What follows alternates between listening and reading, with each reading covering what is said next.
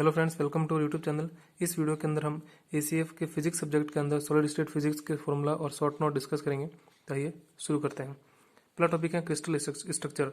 इसके अंदर जैसे क्यूबिक स्ट्रक्चर हो गया, tetragonal, orthorhombic, rhombohedral, hexagonal, monoclinic या फिर ट्राइक्लिनिक। इसके अंदर एबीसी और जो लेटिस एंगल है उसके बीच में जो रिलेशन होता है, तो ये टेबल याद होनी चाहिए। उसके बाद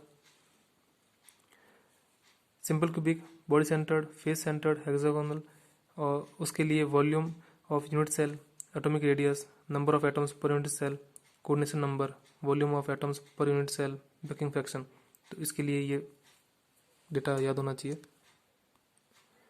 इसके बाद है मिलर इंडेक्स। सपोज मान लो किसी प्लेन के इंटरसेप्ट दे रखे हैं 3, 1/2 और 2, तो उसके मिलर इंडेक्स कैसे फाइंड करेंगे? तो जो डिनोमिनेटर के अंदर जो नंबर दे रखे हैं उनका एलसीएम ले लो और उसको ऊपर से मल्टीप्लाई कर लो, तो वहाँ से जो हमको इंटीजर मिलेंगे 2, 12 और 3, वो इसके मिलर इंडेक्स हो जाएंगे। ठीक है। सपोज अगर मान लो पे माइनस होता तो हम इसके ऊपर बार लगा देंगे।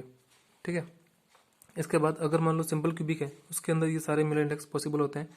किसी क्वेश्चन के अंदर मिलर इंडेक्स दे रखे हैं और हमें स्ट्रक्चर पता करना हो, तो इस बीसीसी है उसके अंदर H plus K plus L की जो वैल्यू होगी वो इवन आनी चाहिए, और FCC के अंदर H के L सारे इवन हो या फिर सारे ऑड हो। तो ये कंडीशंस होती है मिलर इंडेक्स के अंदर किसी भी स्ट्रक्चर के लिए। इसके बाद अगर मान लो जैसे कि separation between the plane having the Miller index H K L है, तो D equals to A upon under root of H square plus K square plus L square हो जाएगा, और A जो है वहाँ पे लेटिस कॉन्स्टेंट है। फिर रेसिप्रोकल लेटिस के लिए फॉर्मूला क्या होगा? सपोज मान लो कि ABC तीन क्या बोलते हैं साइड लेटिस दे रखे हैं, तो उसके अंदर जो रेसिप्रोकल लेटिस का फॉर्मूला होगा ए के लिए 2 pi B cross C upon A dot B cross C. Similarly B और सी के लिए ये फॉर्मूला हो जाएगा। इसके बाद है ब्रेक कंडीशन। तो ब्रेक कंडीशन क्या बोलती हैं कि 2d sine theta is equals to N lambda. अब किसी भी क्रिस्टल के अंदर जो डी स्पेसिंग होती है वो जनरली 3 आर्मस्ट्रॉन्ग होता है, तो वहाँ से हमको जो लेमडा है वो लेस देन 6 आर्मस्ट्रॉन्ग एक कंडीशन मिल जाएगी। ठीक है। यानी कि अगर डिफ्रैक्शन होने के लिए जो लेमडा होगा वो 6 आर्मस्ट्रॉन्ग से कम होना चाहिए, क्योंकि साइन थीटा की वैल्यू -1 से 1 के बीच में होती है। इससे लेमडा जो होगा वो लेस देन 6 आर्मस्ट्रॉन्ग आ जाएगा। अब एक्सरे के अंदर जो लेमडा होता है वो 0.1 आर्मस्ट्रॉन्ग होगा, इसलिए एक्सरे जो है वो डिफ्रैक्शन पैटर्न शो करता है। कंडीशन ऑफ एक्सरे डिफ्रैक्शन क्या है? सपोज मान लो किसी मटेरियल के ऊपर अपन वेव वेक्टर के इंसिडेंट करें, और जो रिफ्लेक्टेड के डैश होगा वेव वेक्टर और जो जी रिकॉयल होगा, इन तीनों के बीच रिलेशन क्या होंगे? तो magnitude of K is equals to K dash और K dash is equals to K plus G. यहाँ से मिलेगा हमको 2k dot G plus G square is equals to 0। तो ये दोनों इक्वेशन को याद होनी चाहिए, एग्जाम में सीधी पूछ सकते हैं।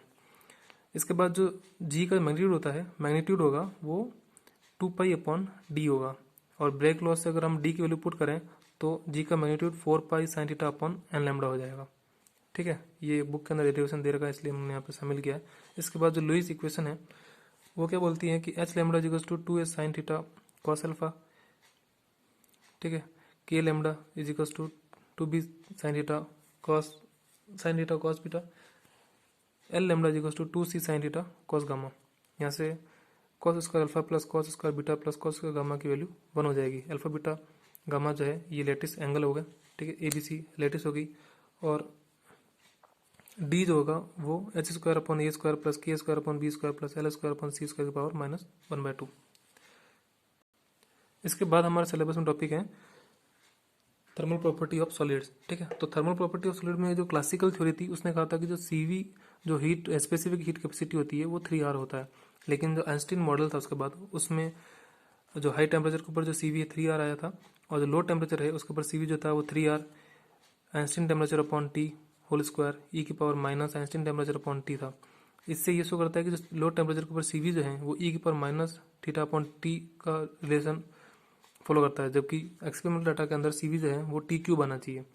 इसके अंदर आइंस्टीन के एजम्पशंस क्या थे?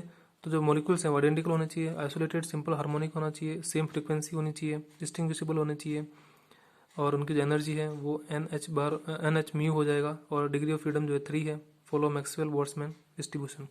ठीक है। और ये आइंस्टीन टेम्परेचर का formula H frequency upon K। अब इसका जो ड्रॉबैक था कि ये लो टेम्परेचर के ऊपर रिलेशन क्या बोलते हैं एक्सपेरिमेंट से मैच नहीं कर रहा था। तो इसके बाद जो DB ने जो एजम्पशंस किए थे उसके अंदर जो मॉलिक्यूल्स थे वो आइसोट्रॉपिक थे, इलास्टिक, होमोजीनियस और कंटिन्यूस है, और ये कपल्ड ऑसिलेशन है, जैसा कि आइंस्टीन ने जो माना था कि वो सब आइसोलेट होते हैं, जबकि डिबे ने माना है कि नहीं, आइसोलेट नहीं होते हैं बल्कि सब जुड़े होते हैं आपस में और एक कपल ऑसिलेटर बनाते हैं। और फ्रीक्वेंसी जो होगी वो 0 से लेकर इन्फिनिटी के बीच में कुछ भी हो सकती है, एक रेंज के अंदर ये फ्रीक्वेंसी होगी, ना कि कोई एक फिक्स वैल्यू। यहाँ से CV का जो रिलेशन आ जाएगा वो हाई टेम्परेचर के ऊपर तो CV 3R था, और लो टेम्परेचर के ऊपर जो CV है वो 234 मतलब 234R T upon Debye temperature की पावर 3, यानी कि जो CV है प्रोपोर्शनल आ गया T³ के, जो कि एक्सपेरिमेंट डाटा से वेरीफाई हो रहा है। तो एग्जाम के अंदर अगर मान लो CV टेम्परेचर और डेबी टेम्परेचर अगर गिवन हो तो हमको इनमें से कोई भी फॉर्मूला यूज़ करके हमें कैलकुलेशन करनी है। अब जो डिबी टेम्परेचर होगा वो h बार ओमेगा अपॉन के, यहाँ से जो फ्रीक्वेंसी आ जाएगी वो बोल्ट्जमैन कांस्टेंट डिबी टेम्परेचर अपॉन h हो जाएगी, प्लैंक कांस्टेंट, जिसको हम कट ऑफ फ्रीक्वेंसी बोलते हैं। तो एग्जाम के अंदर कोई भी न्यूमेरिकल गिवन हो तो इन फॉर्मूले से हमें वो कैलकुलेट करना है। इसके बाद हमारा सिलेबस में टॉपिक है कि मेटल्स के अंदर जो इलेक्ट्रॉनिक कॉन्ट्रीब्यूशन होता है स्पेसिफिक हीट के अंदर, उसका फॉर्मूला हो जाएगा AT³ प्लस BT। इसमें जो BT टर्म है ये एक इलेक्ट्रॉनिक कॉन्ट्रीब्यूशन के लिए यूज़ की जाती है, और at very low temperature BT जो होगा ये डोमिनेंट हो जाएगा, इसलिए हम CV को प्रोपोर्शनल टू T बोलेंगे एट लो टेम्परेचर। फिर CV का जो फॉर्मूला होता है वो π² R/2 temperature upon Fermi temperature.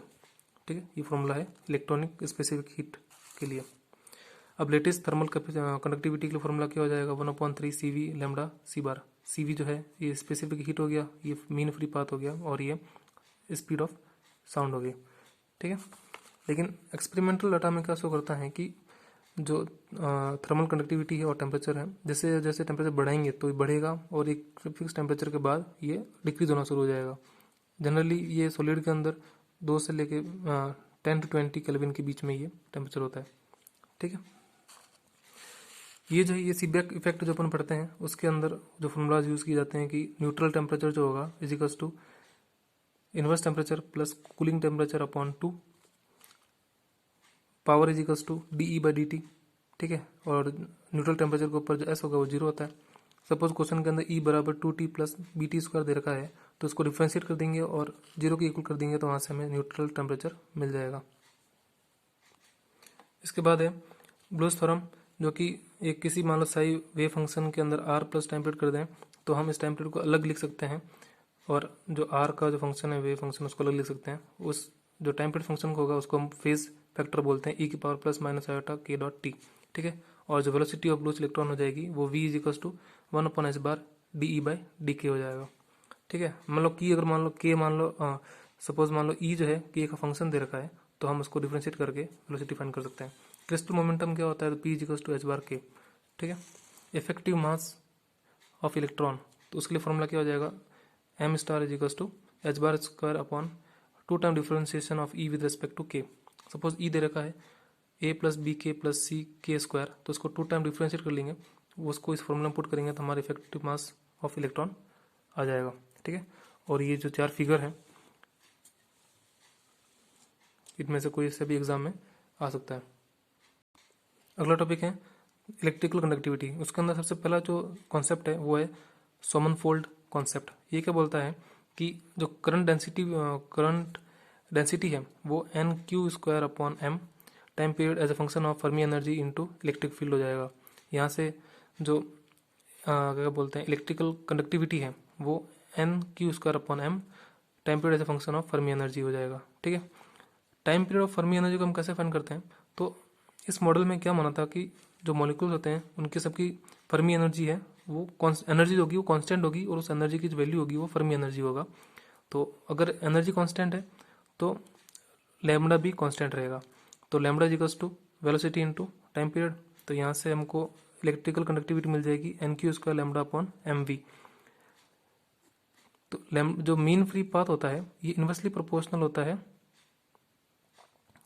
क्या बोलते हैं उसके टेम्परेचर के।